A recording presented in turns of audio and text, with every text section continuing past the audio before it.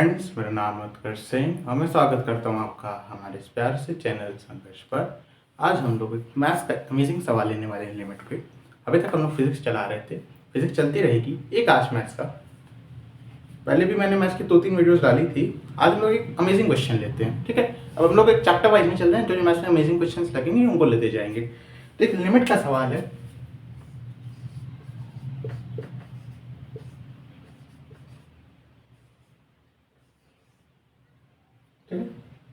Limit and tends to infinity, ठीक है। अब ट्राई किया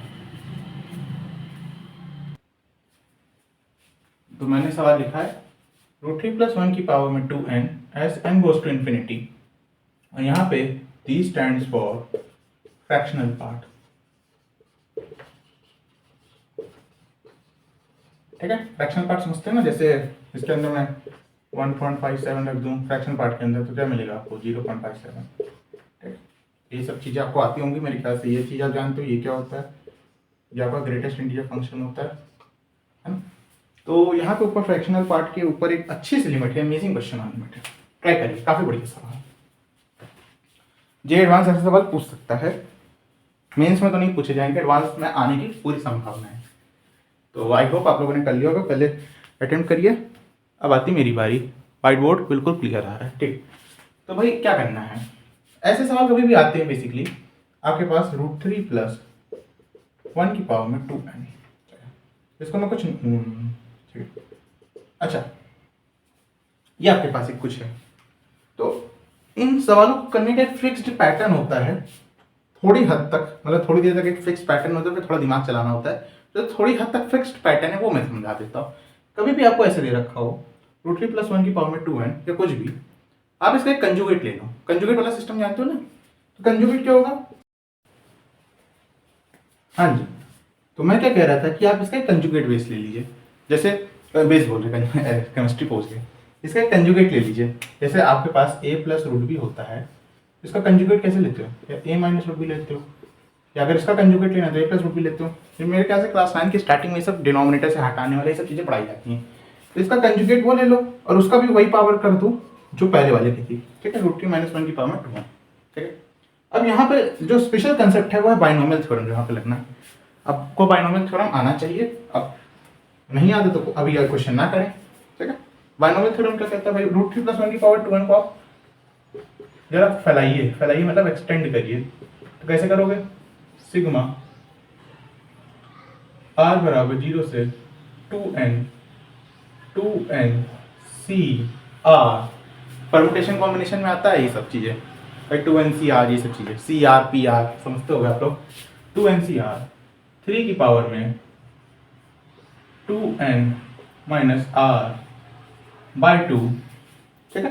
क्यों 2, क्योंकि 1/2 इसका रूट ले रहा है, और दूसरे वाले की पावर में क्या है, दूसरा पावर 1 है, 1 की पावर में R, ये इसका होगा एक्सपेंशन, ठीक है। बेसिक बाइनोमियल थ्योरम का एक्सपेंशन तो आपको आता होगा मेरे ख्याल से, इसका यहाँ पे एप्लीकेशन है। अब हम लोग क्या करेंगे, √3 - 1 की पावर में 2n सिग्मा r = 0 से 2n CR, पहले टर्म की पावर में 3 की पावर में 2n - R/2, और दूसरा क्या है -1 की पावर में R, ठीक। अब देखिए यहाँ तक तो एक पैटर्न जैसे मैं बता रहा हूँ, प्लीज पैटर्न फॉलो करिएगा। ऐसे सवालों में पैटर्न फॉलो होता है, ठीक है। अब यहाँ पे आप इन दोनों को ऐड कर सकते हैं और सब्ट्रैक्ट कर सकते हैं। मैं ये नहीं कहूँगा कि ऐड करिए, मैं ये भी नहीं कहूँगा सब्ट्रैक्ट करिए। भाई देखो, कभी हो सकता है कि ऐड करने के बाद जो मैं अभी बताने जा रहा हूँ ना आए, मुझे नहीं पता, तो वो सब्ट्रैक्ट करके आएगा। क्या करना समझाता हूँ। इन दोनों को फिलहाल मैं ऐड कर देता हूँ, यहाँ पे एक बार ऐड करता हूँ तो क्या आएगा, इसको ऐसे रहने देते हैं, इन दोनों को ऐड करके उधर क्या आ रहा है, सिग्मा r = 0 से 2n CR आपका क्या होगा, कांस्टेंट, मतलब जो सिमिलर टर्म्स को एक तरफ ले रहे हैं। 3 की पावर में 2n - R/2, यहाँ पे आ रहा है 1 की पावर में R प्लस -1 की पावर में R। क्या ये बात सही है? बिल्कुल सही है। चेक करके देख लो, कोई जल्दबाजी नहीं हो रही, बड़े आराम से समझने की कोशिश कर रहे हैं। अभी यहाँ से 2 टर्म आते हैं, 2 टर्म क्या आते हैं वो समझाएंगे। पहले बताओ ऊपर में कोई दिक्कत नहीं आ रही? नहीं, बहुत बढ़िया। तो अब यहाँ पे अगर आर ऑड हो गया लेट्स से, और ऑड आर इवन हो गया, आर ऑड हो गया तो क्या होगा भाई 0 हो जाएगा, 1 - 1। आर इवन हो गया तो क्या होगा, ये 2 आ जाएगा। ये बात समझ में आई? आर ऑड हो गया, आर इवन हो गया। तो ऑड होगा तो जितने टर्म्स यहाँ पे आएंगे सब 0 हो जाएंगे। वही किसी भी चीज को 0 से मल्टीप्लाई करोगे तो 0 आ जाएगा, यानी कि आर की वैल्यू इवन पे कुछ ना कुछ आता रहेगा सीरीज में, ठीक है। यहाँ पे जो हमारे पास आएगा सिग्मा आर बराबर 0 से 2n सी आर 3 की पावर में 2n माइनस r/2, और ये क्या आएगा, आर इवन है तो ये 2 आ जाएगा। बहुत अच्छा, ये बात समझ में आनी चाहिए। अच्छा, अब ये नंबर क्या है इसको समझने की कोशिश करते हैं हम लोग। आराम से सब समझ में आ रहा है ना, कोई जल्दबाजी तो नहीं? बहुत आराम से समझा रहे हैं, फिर से समझा देते हैं। आपको एक सवाल दे रखा है √3 + 1 की पावर में 2n, आपको इसका फ्रैक्शनल लिमिट बताना है, क्या आएगा आंसर। मैंने पहले समझाया कि क्या होता है, थोड़ा सा बेसिक अंडरस्टैंडिंग दी, जो कि मैं मान के चलूँ अगर आप ये सवाल करें तो ये सब आपको बहुत अच्छे से आता होगा। प्रॉपर्टीज आती होंगी ग्रेटेस्ट इंटीजर फंक्शन की, फ्रैक्शनल पार्ट फंक्शन की। एक प्रॉपर्टी होती है, दिखा देते हैं, जो होता है हाँ x बराबर greatest integer x plus fractional part of x, ठीक, ये सब आता होगा। तो फिर मैंने कहा कि ऐसे सवालों को करने का एक फिक्स्ड पैटर्न होता है, जो आपको दे रखा हो, ठीक है, वो सवाल बना के देंगे ताकि इसका कंजुगेट बेस की जो वैल्यू आए, ये जो आए ये 0 to 1 आए, तो सवाल आपको जानबूझ कर ऐसे देंगे, तभी लिमिट कैलकुलेट भी होगी। आपको सच बता रहे, ऐसा सवाल नहीं देंगे कि अगर इसकी वैल्यू 1 से ज़्यादा आ जाए, ठीक है, तो इसकी वैल्यू 0 से 1 लाई करेगी, क्यों, वो भी सवाल आंसर दे देते हैं। √3 की वैल्यू क्या होती है 1.732, ठीक है, 1 सब्ट्रैक्ट कर दो क्या आएगा 0.732, यानी कि 1 से कम आ रहा है। कोई भी चीज़ 1 से कम आती है और उसकी पावर करते जाओगे तो कहाँ आएगा, 1 से कम ही आएगा ना, बढ़ तो नहीं जाएगा। इसलिए मैंने 0 से 1 लाई कर दी इसकी वैल्यू। फिर हमने इन दोनों को एक्सपैंड किया। मैंने आपको एक चीज़ यहाँ पे हिंट भी दिया कि आप इन दोनों को प्लस भी कर सकते हैं, माइनस भी कर सकते हैं, वो डिपेंड करेगा सिचुएशन पे। वो चीज़ आपको करके देखनी पड़ेगी। अगर कुछ फंसा रहा होगा यहाँ पे टर्म, वैसे तो यहाँ नहीं फंसा रहा, अभी बताऊंगा। अगर कुछ फंसा रहा होता तो एक बार मैं माइनस करके भी देखता, ठीक है, कोई दिक्कत नहीं, बहुत अच्छी। तो इन दोनों को प्लस किया, मैंने देखा आर की वैल्यू ऑड पे 0 आएगा, आर की वैल्यू इवन पे 2 आ जाएगी ये चीज, यानी कि ऑड रखेंगे तो पूरा टर्म हमेशा 0 आएगा, इवन रखने पे कुछ ऐसी सीरीज बन जाएगी। यहाँ पे आर आपका इवन है, क्या ये बात समझ में आई? अच्छा ध्यान से सुनना, अगर आर इवन है तो मैं इसे कुछ 2 के टाइम से रख सकता हूँ, आर को लेट्स से मैं 2 के रख देता हूँ, ये क्या बनेगा 2n c। अभी आर यहाँ पे आर पे यहाँ पे सिग्निफिकेंस है इसका 2n - 2k/2 × 2, क्या हुआ 2 2 2 कट गया, ठीक है। मजेदार बात क्या हुई, 3 की पावर में n - k × 2। अब n - k आपका क्या होगा भाई, कुछ नंबर ही होगा ना, इंटीजर ही होगा ना, हाँ इंटीजर होगा ना कि नहीं, ये बात मान के चलो, इंटीजर होगा कि नहीं, इंटीजर होगा, यानी कि आपके पास कोई इरेशनल टर्म नहीं आएगा ना। जैसे √3 एक इरेशनल टर्म बन रहा था, लेकिन आर के इवन मानने की वजह से सब्स्टिट्यूट किया n - k। अब n - k 3 की पावर n - k हमेशा कोई ना कोई एक इंटीजर ही आएगा ना, ये बात समझते हो, ठीक है। अच्छा, अगर मैं कुछ बेसिक प्रॉपर्टीज हैं, कितने भी ऑड टर्म हो, जैसे कितने भी ऑड टर्म हो 5 × 5 × 11 × 13, ठीक है, मुझे नहीं पता इसका प्रोडक्ट क्या आ रहा है, इवन नंबर आ रहा है कि ऑड नंबर आ रहा है, मुझे नहीं पता। लेकिन अगर मैं आखिरी में 2 मल्टीप्लाई कर दूं, कितने भी टर्म्स हो मुझे परवाह नहीं पहले कितने हो, आखिरी में 2 मल्टीप्लाई कर दूं, हमेशा इवन नंबर आएगा इन सबका प्रोडक्ट। ये आप चेक करके देख लीजिए कहीं भी, ठीक है। एग्जांपल देते हैं, मेरे पास 5 है और 7 है, इनका प्रोडक्ट आता है 35। अगर मैं सिर्फ 2 मल्टीप्लाई करता हूँ क्या आएगा 70 एक इवन नंबर होता है कि नहीं। तो पहले इवन दिया हो ऑड दिया हो मुझे कोई परवाह नहीं, मतलब परवाह नहीं, क्वेश्चन में हो गया अभी नहीं, बाद में अगर 2 या कोई भी इवन नंबर, 2 को छोड़ो कोई भी इवन नंबर आए तो आंसर हमेशा इवन नंबर होता है। इसका क्या सिग्निफिकेंस है, ये आपका कोई एक नंबर बनेगा, कोई एक इरेशनल नंबर नहीं बनेगा, हमेशा एक रैशनल नंबर बनेगा। क्यों? क्योंकि ये चीज रैशनल होती है, इस चीज को रैशनल बना दिया गया है, आर इवन हो गया है, ऑड पे 0 हो जाएगा, और आखिरी में मैं सिर्फ 2 से मल्टीप्लाई कर रहा हूँ। तो इन दोनों को जोड़ने के बाद जो भी एक नंबर आएगा, पहली बात तो एक नंबर आएगा, रैशनल नंबर आएगा, ये भी बात तय है, इरेशनल नहीं आएगा। बात समझ रहे हो ना? और कोई डाउट आ रहा हो तो आप कमेंट सेक्शन में पूछ सकते हैं, कोई जल्दबाजी नहीं। फिर से मैं समझा दे रहा हूँ, अच्छा कंसेप्ट है इसमें। आपके पास ये चीज आई, इन दोनों को बायनोमियल थ्योरम से एक्सपैंड किया, ये सब आया। अब आर की वैल्यू ऑड लेंगे तो 0 आएगा, आर की वैल्यू इवन लेंगे तो 2 आएगा। तो आपके पास एक ऐसी सीरीज आई, ठीक है, ये जो आए सिग्मा के फॉर्म में। अब यहाँ पे इरेशनल टर्म इसको बना रहा था, ये वाली चीज पहली। देखिए यहाँ पे अगर आप आर इवन ना लेते, 2n माइनस आर बाई 2, समझिए बात को। जैसे आर, जैसे n की वैल्यू में कुछ 2n हमेशा इवन नंबर होगा भाई, 2n तो इवन नंबर होगा। जैसे मान लीजिए 10 है, ठीक है 10 है, आर की वैल्यू 1 मान लो, चलो ऑड नंबर है, 10 माइनस 1 बाई 2, 3 की पावर में 9 बाई 2। क्या ये एक रैशनल नंबर आ रहा है? नहीं आ रहा। 3 की पावर 9 बाई 2 कहाँ रैशनल नंबर होता है? ठीक, बात समझिए। लेकिन आर इवन हो गया, जिसकी वजह से ये चीज हट जा रही है। n माइनस के, 3 की पावर में n माइनस के कोई भी नंबर ले लो। अब 3 की पावर है तो एक इंटीजर ही आएगा, रैशनल, इरेशनल तो आएगा नहीं।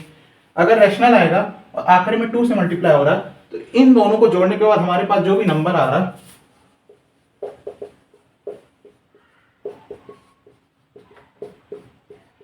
लेट्स से n आ रहा है, n का क्या होगा? n एक इवन नंबर होगा कि नहीं? ये बात यहां तक कोई कंक्लूजन निकाल पा रहे हो कि नहीं आप लोग? भाई n आपका एक इवन नंबर आएगा कि नहीं? पहली बात तो नंबर क्यों आ रहा है मैं समझा रहा हूँ, रैशनल नंबर नहीं आ रहा। इवन नंबर ऑड नंबर आप लोग रैशनल पे ही लगाते हो, रैशनल सॉरी इंटीजर पे ही लगाते हो, है ना? इवन और ऑड इंटीजर पे ही लगाते हो कि नहीं? ये बात मान के चलो, ठीक है भाई। अब ये थोड़ी ना बोलते 2/3 मेरा ऑड है इवन है भाई, 2 इवन होता है 3 ऑड होता है, यही बात मानते हो ना, करते हो ना? पहली बात तो कोई इंटीजर आ रहा, वो भी एक इवन इंटीजर आ रहा है। अच्छा, ये भी इंफॉर्मेशन जरूरी है। एक पहली बात तो एक इंटीजर आ रहा और एक इवन इंटीजर आ रहा। इवन क्यों आ रहा? आखिरी में सब कुछ मैं 2 से मल्टीप्लाई कर रहा हूँ, ठीक, ओके। अब क्या करें? अच्छा, इसकी वैल्यू मैंने अभी बताई कहाँ से कहाँ तक लाई कर रही है भाई, 0 to 1 लाई कर रही है, 0 to 1 लाई कर रही है। बहुत अच्छा, अगर इसकी वैल्यू मेरी 0 to 1 लाई कर रही है, √3 - 1 की पावर में 2 है, तो मुझे जरा एक चीज बताओ, ये क्या होगा? पहली बात तो ये कुछ इंटीजर प्लस फ्रैक्शनल पार्ट होगा, √3 + 1 की पावर में 2n। जैसे 3.63 की पावर में 5, कुछ नंबर आएगा जिसमें एक इंटीजर पार्ट होगा, कुछ फ्रैक्शनल पार्ट होगा। ये मैंने अभी बताया था कि भाई आप x को कैसे एक्सप्रेस कर सकते हो, ग्रेटेस्ट इंटीजर मतलब एक इंटीजर प्लस एक फ्रैक्शनल पार्ट, उसी का इस्तेमाल यहाँ पे कर रहे हैं।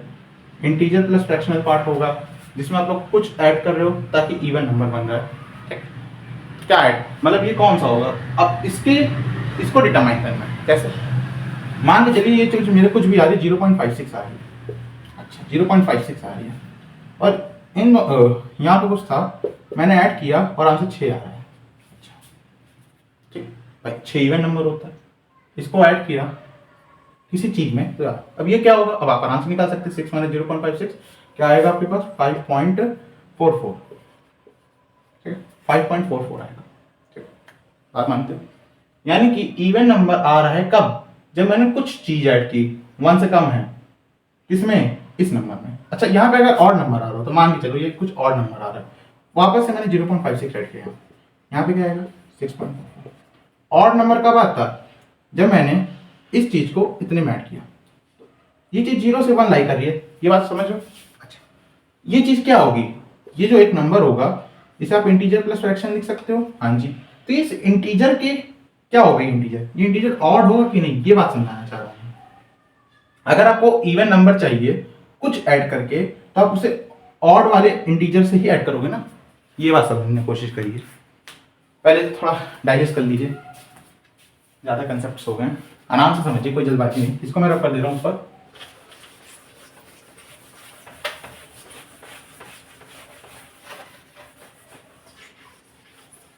समझिए, मैं फिर से कह रहा हूँ, आराम से, कोई जल्दबाजी नहीं।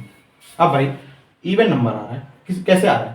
जब मैं कुछ नंबर में कुछ ऐड कर रहा हूँ और ये कुछ जो है बहुत कम है, 1 से कम है, तो 1 से अगर कम है तो इससे पहले वाला जो चीज होगी ऑड ही तो होगी भाई। ऑड में कुछ ऐड करोगे तभी तो इवन आएगा, इवन में कुछ ऐड करोगे तभी तो ऑड आएगा। ज्यादा ऐड कर दोगे तो कुछ और भी आ सकता है ना। ये 0 से 1 बता दिया गया है।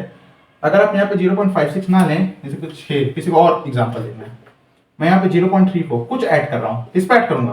5 से कुछ ज्यादा भी ऐड करूंगा ना, है ना? 4 से कुछ ज्यादा भी तो ऐड करूंगा नहीं, क्योंकि फिर 5 आ जाएगा आंसर। ये आपके 0 से 1 लाई कर रही है, तो ये चीज 5 से बड़ी होनी चाहिए कि नहीं होनी चाहिए, ये बात समझाना चाह रहा हूं। होनी चाहिए, यानी कि मान लीजिए तो ये जो चीज आ रही है यहां पे मैं दिखाना चाह रहा हूं i प्लस एफ, और इसको मैं f नाम दे रहा हूं, बड़ा F। यहाँ पे एक नंबर आ रहा है जो कि n इवन है, बहुत अच्छे। इससे मुझे ये पता चला कि जो नंबर था इसका जो इंटीजर पार्ट है ये ऑड है, बहुत अच्छा, बहुत अच्छा। अच्छा, जैसे मैंने इसको यहाँ पे 6 दिया था और इसको 5 दिया था, तो 5 में क्या ऐड किया जो 6 आ गया, भाई 1 ऐड किया, ये तो 5 है, यानी कि f प्लस एफ की वैल्यू क्या आ रही है, 1 आ रही है कि नहीं, समझे आए बात। हाँ, ये 5 था, इसका कुछ फ्रैक्शनल पार्ट था, इसमें कुछ ऐड किया जिसकी वैल्यू 0 से 1 लाई कर रही है। अब 5 में कुछ ऐड किया कि 6 आया, तो इन दोनों का सम तो 1 हो जाएगा ना। हाँ समझो, जैसे यहाँ पे भाई यहाँ पे अपने 0.56 ऐड किया, इसका फ्रैक्शनल पार्ट क्या है 0.44, और 0.56 को ऐड करोगे तो आंसर तो 1 आएगा ना, तो इसका फ्रैक्शनल पार्ट इसको ऐड करोगे तो आंसर 1 आएगा ना। ठीक है, तो f को मैं क्या लिख सकता हूँ, 1 माइनस एफ लिख सकता हूँ, देख लीजिए यहाँ तक, बहुत अच्छा। f को मैं अगर 1 माइनस एफ लिख सकता हूँ, तो बहुत ध्यान से बताइए कि f क्या है, यही तो f है भाई, आपको ये था इसका फ्रैक्शनल पार्ट यही तो f है, ठीक है। तो f की वैल्यू 1 माइनस एफ आ रही है, ठीक है, यानी कि 1 माइनस एफ क्या है, ये है √3 माइनस 1 की पावर में 2n आ रहा है, जहां पे limit n tends to infinite है। अच्छा, बहुत बढ़िया चीज। अब सुनो, ये चीज 0 से 1 लाई कर रही है और इसको पावर इनफिनाइट कर दे रहा हूं भाई। अगर मैं बात करूं 1/4 की पावर में इनफिनाइट, क्या आंसर आएगा, 0 आएगा, 1 से कम है ना, तो इसका क्या आंसर आएगा 0। तो आपके पास limit n tends to infinity, जो फ्रैक्शनल पार्ट है उसकी वैल्यू क्या आ गई 1, और आपका आंसर है 1, ठीक है। तो जिसका आंसर है, बहुत बढ़िया बात है, पूरा प्रोसीजर आप देख लीजिए, ठीक है। कहीं भी डाउट आए आप कमेंट सेक्शन में जरूर पूछ सकते हैं। तो इसका एक फिक्स्ड पैटर्न होता था यहाँ तक जो मैंने बताया था, फिर उसके बाद आपको प्लस माइनस देखना पड़ेगा, पहचानना पड़ेगा, n इवन है n ऑड है, इवन हुआ तो कुछ ऑड में ऐड होके आया होगा, ऑड हुआ तो कुछ इवन में ऐड होके आया होगा, ठीक है। तो आप इसको चेक कर लीजिए। अगली वीडियो में आपके साथ मिलेंगे कुछ और इंटरेस्टिंग क्वेश्चंस लेके, तक के लिए खेलते रहिए, हंसते रहिए, पढ़ते रहिए। ओम साई राम।